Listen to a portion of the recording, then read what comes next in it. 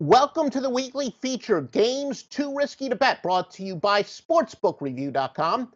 I'm Joe Duffy of OffshoreInsiders.com, along with Troy West of TroyWins.com. We each isolate a game that's too risky to bet, maybe because of too much uncertainty, perhaps because of conflicting information. And before I do get to Troy West, remember, please subscribe to the Sportsbook Reviews YouTube page if you haven't already. And if you love the information that we're giving you, and how can you not love it, please literally like it at the bottom of this page. That tells us you want more spectacular information like this, and you'll also be able to see other great picks and videos from some of the other Sportsbook Reviews tremendous personalities. Well, Troy West of TroyWins.com, what game do you say is too risky to bet? Yeah, Joe, I'm going to actually roll back to Thursday Night Football. Those have been a couple of my selections. I know it's actually been one of your selections as well. You know, last week we saw a nail biter in terms of the line. It actually fell almost right on the line last week as Arizona got a backdoor cover on the final seconds of the game against the Seattle Seahawks. These Thursday night games have been extremely tricky throughout the course of the year because of the short rest that both teams have to accustom to.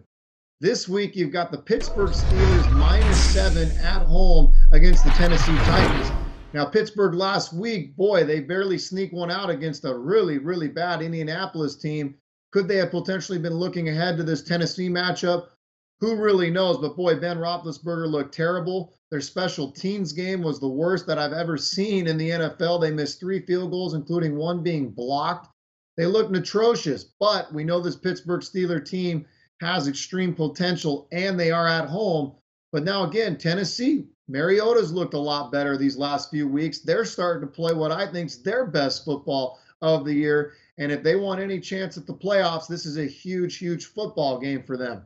So Pittsburgh Steelers, they've been bipolar a lot this year. We've seen them lose at home to a team like Jacksonville, who pounded the football with Leonard Fournette. Guess what Tennessee likes to do? They love to pound the football. To me, Joe, just way too much going on in this game. It's Thursday night. It's the short week. Tennessee coming off a win. Pittsburgh coming off a loss. -7 is kind of one of those numbers that I tend to like to stay away from. I know a lot of people will probably tease Pittsburgh, but I wouldn't be shocked to see Tennessee go in and sneak out a win. I also wouldn't be shocked to see Pittsburgh win this game by 10 points. So for those reasons, this game's too risky to bet. I'm going to stay away from it. All right, Troy, well, I'm going to dip into the same divisions. I'm going to go with the Jaguars against the Browns, or I want to sound sophisticated, so I'll say the Jaguars against the Browns. Look, I have endless angles. I've said a billion times that the NFL is more about regression to the mean, and you've got to be willing to win ugly. And I have so many systems that say go with the Browns under these circumstances, whether it's based on turnovers, regression to the mean, or just mere records. But the one exception to every rule is when a team has lost at least 21 out of 22 games going over several years. In fact, if you were to go against teams that lost 21 out of 22, you would be 22-7 against the spread. So the Browns fit into just about every great system, but they also fit into every single exception. Plus, I see Blake Bortles laying 7.5 on the road. I'm like, man, that's automatic. You got to fade Blake Bortles laying a big number on the road. You know, more than a touchdown. Even that hook is quite important. But then conversely, it kind of reminds me of the Detroit-Cleveland game where my gut reaction was, yeah, you got to fade Matt Stafford laying big points against the Browns. But conversely, exactly what I feared did happen. Cleveland stuck with them for a while.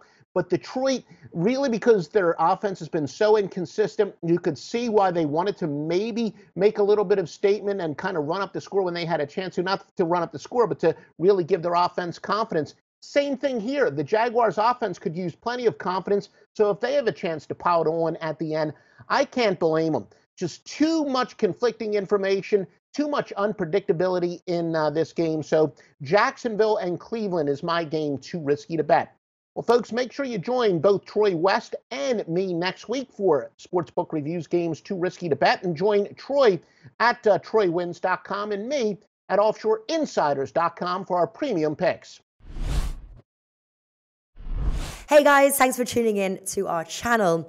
Now, we've put a lot of work into producing all these free videos, so please help us out and keep all our content free for you forever by simply liking, sharing, commenting, and subscribing. Now, not to mention, a visit to our industry-leading website will warm the hearts of all our SBR employees, especially myself. Now, the links are over there to the left, so do check those out. Thanks for watching.